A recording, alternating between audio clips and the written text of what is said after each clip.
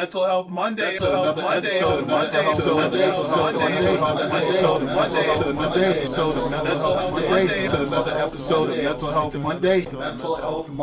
Still in my hometown. I love it, man. And book releases. Yes. Books. You can put the book right there in that camera. Yeah, that's, here we go. That right there. Yeah, that's no. That one. Okay. That's right there. More direct. Yeah. This is my new book I dropped in October.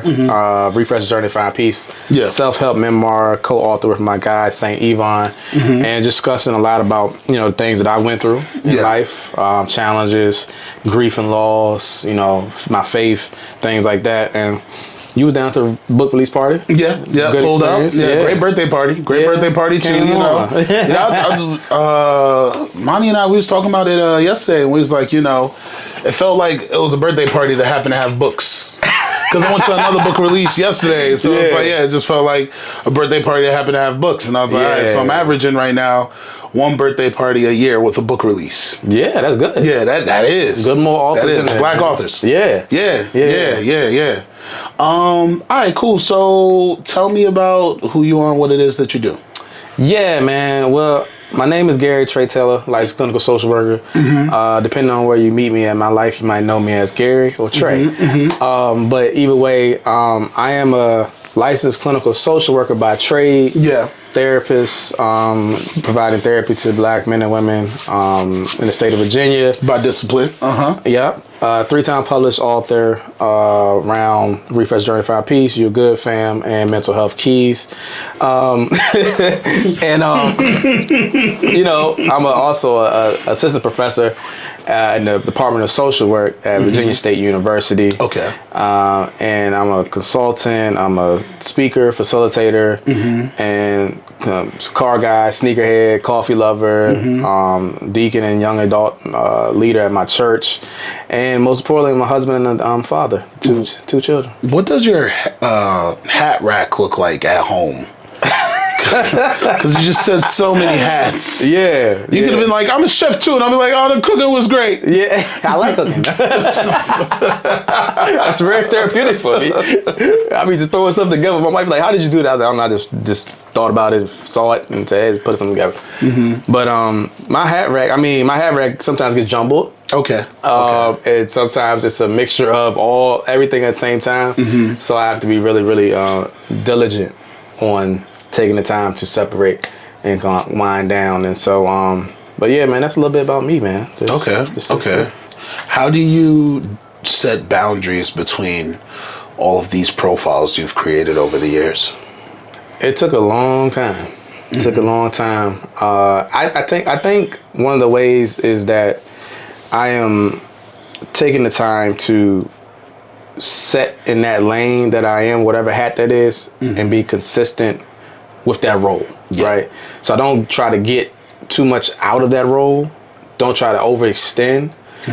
Try to stay consistent in that role. So if I'm like today, I'm just free, so I'm just Trey today, right? I'm just kicking it with my mans, my homeboy. We just talking this stuff. We talking. Just broke some bread. Yeah, broke some bread, some amazing wings, and burgers. I'm gonna check them out. Fries. Yeah, because I usually come up here. Yeah, and I go to what's the other burger spot I always go to? Shake Shack. Shake Shack. That's my spot. Yeah, over by my spot. Yeah, but now I gotta. We're not gonna shout that out. No free advertising. No free advertising. Nah. Cool. We don't even know if it's a ghost truck or a real restaurant though. That's the thing, you feel what I'm saying? And when it comes to those spots, it's like, there's a lot of controversy around so it's those a ghost places. Like for real. It's a Ghost Burger. I don't know. But that thing slap. Give me like this slap. Gives me like Pac-Man vibes. Like it's slap. So I just, okay, yeah. So so when separating that role, so like I try to be real intentional when I'm in those roles. So like when I'm in that, right, when I'm therapist, I'm a therapist for this hour. Yeah. Take time, get out of that transition. I'm a husband and dad. I don't want to have nothing to do with being a therapist or whatever at this time when I'm being a husband and dad. Yeah. So that's the way I had to separate them in order to be able to maintain them. And then also understanding like your role is your role in that. Don't overextend. Take your breaks, take your time when you transition in and out. So if I'm coming from the commuting down the road, I'm not just going to jump into like, housework or, whatever. I'm going to take 30 minutes, 40 minutes to myself. Yeah, decompress, gather myself. And then now I'm on, okay, what we need to do around the house? I'm husband, I'm daddy, things like that. So I had to really be diligent and intentional about that, especially starting with my first child. Okay. She'd be 7 in October, so it's been a while. Congratulations. Congratulations. Bundle of joy and energy right there. No, yeah. It's the 1-year-old. It's the 1-year-old. Yeah, it's just... It's the 1-year-old. Still more sleepless nights. It's the 1-year-old. He is nuts, man. But he's me. He breaking into rooms yet just to like sleep between everybody? Like how's he moving right now? Terrorizing. Okay. Terrorizing. Like just into everything. Throwing. He got a good grip. He can throw stuff. He's strong. He can move stuff. He's not into the terrible 2 state yet though, right? I don't know. I think it's early. He get angry. He get angry. If you do something, tell him to do something. He get mad. He'll walk. Walk. And then come back around and say, "Pick me up." Like, oh, that's funny. That's funny. He's wild, man. He's wild. That's my guy, man. How do you balance owning and running a private practice while being a teacher at a university? Oh, goodness gracious. Yeah. That balance has been one of the things that has made me say I'm gonna have to make a decision. Okay. To where I'm gonna have to phase out my private practice and business because one, it's a lot of demand. One thing I tell like a lot of times with social work student interns or just therapists in general, when you're talking about business and running a private practice, especially solo practitioner, the business hat and the psychotherapist hat, most of the time they don't see eye to eye. They clash a lot. Yeah. And so you have to figure out a balance in between that to make that work. Not even talking about the other hats, your personal self, and then just throw in teaching. And when I started teaching, again, it came up out of nowhere, just had an opportunity and I was doing it and I was like, okay.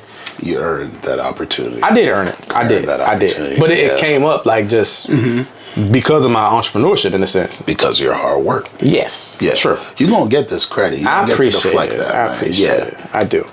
And, but the balance, right? Because I would, be on campus and then go to sessions or I'm doing sessions at my office and then get on the road, come home, family, church, whatever. Son, my mom and dad, so like it was a lot. Yeah. So where was time for me to kind of decompress and set myself down and mom and dad are close, so you're juggling a lot of relationships as you're doing this too. Yeah. Exactly. And so that's been tough. And it can be done. I think it can be really done. It's just you're going to have help. Whether that's a biller or somebody working with you to kind of help that business continue to thrive.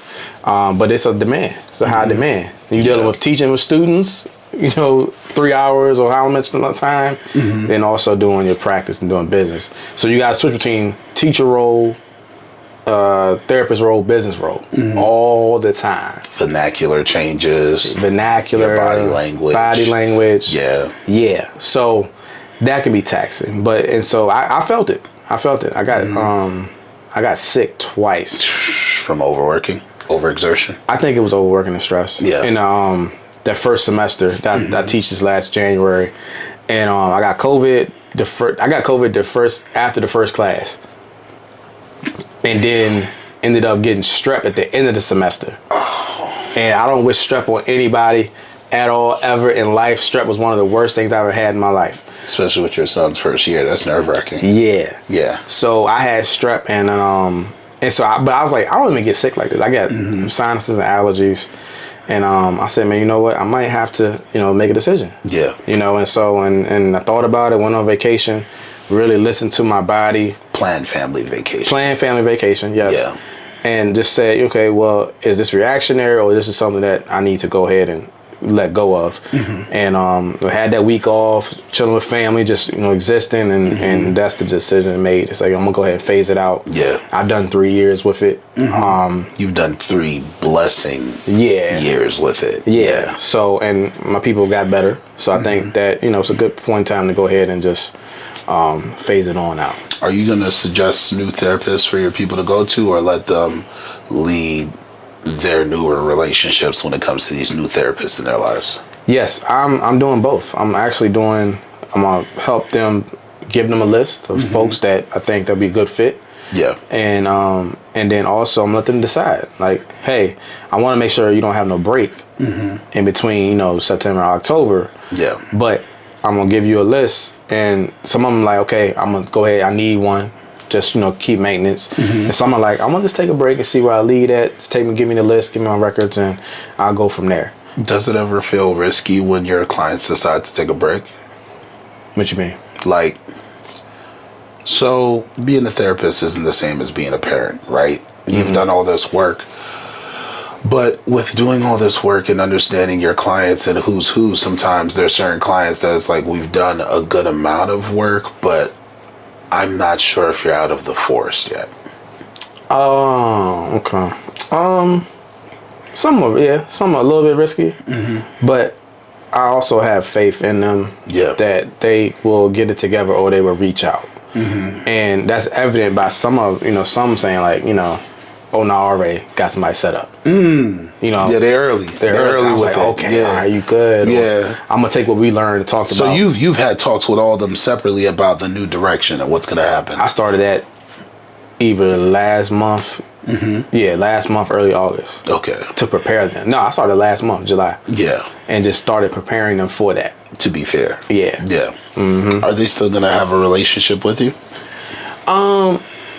Probably so. And at some point, I told them, you know, hey, you know, you always can reach out, let me know about progress. You know, the email will still be available, but I just won't be in session. So yeah, I want to make sure that they still have a connection, that this shows that I just didn't discard you. Yeah. A lot of these guys are first time in session, you know, therapy. So you were there first for a lot of people. Some of them are their first, yeah. Okay. And so I want to make sure that that is consistent. And then, you know, as we go forward, you know, things might change, but I just want to make sure that they have support and know that they can, you know, do that.